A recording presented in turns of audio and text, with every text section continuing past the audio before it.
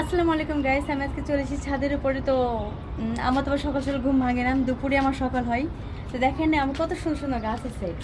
এটা হলো তুলসী গাছ, এটা আমার খুবই উপকারীও, খুব উপকারীও। দেন আমি মনে করেন যখন আমার কাশি হয় তখন আমি এটা এটা তখন খাই। আর এটা তো অন্যান্য ধর্মেতেও পূজা করে, ইউজ করে এটাকে। আর এটা হলো পাথরকুচি গাছ, এটাকে আপনারা কি করেন জানি না, কি বলেন জানি না।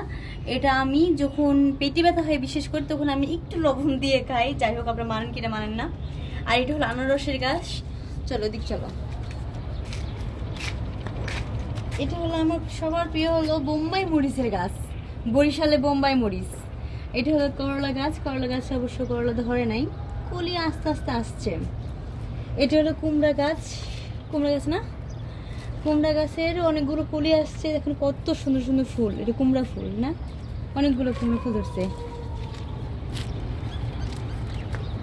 এটা হলো মেহেদি গাছ, এটা তো সবাই চিনেন, সবাই হাতে দেন, সব মেয়েদের বিশেষ করে জনপ্রিয় গাছ। আর এটা কি গাছ? আখ। এটা আখ গাছ, ও আখ গাছ, হ্যাঁ। কুশার বাংলায়। বাংলা রাজশাহী ভাষায় কুশার, এটা বাংলা ভাষায় কুশার, আমাদের রাজশাহী ভাষায় বিশেষ করে। আর এই তো বলছিলাম যে পাথরকুচি গাছ অনেক বড় বড় আছে, যে এগুলো নেই, এতটুকুটুকুই গাছ। আর আলহামদুলিল্লাহ আলো আমি গাছ নিয়ে আসবো।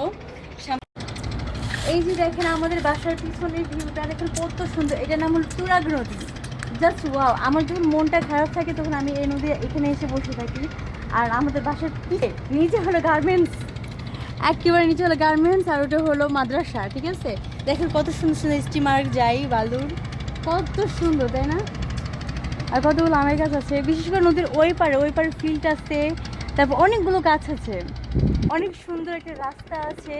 আমি ওখানে যখন যাব তখন আরেকবার দেখাবো আপনাদেরকে, অবশ্যই দেখাবো। ওই যে দেখেন ওইটা ফিল্ড, আমাকে দেখাও না। ওইটা স্টেডিয়াম, বুঝছেন? ওখানে আমাদের গরিবের স্টেডিয়াম, ওখানে আমরা সবাই খেলাধুলা মানে দেখি।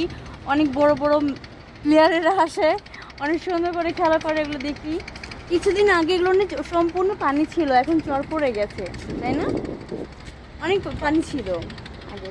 আর এখান থেকে গাবতলী থেকে শুরু করে এই টু জেড সব কিছুই দেখা যায়, শ্যামলী পর্যন্ত।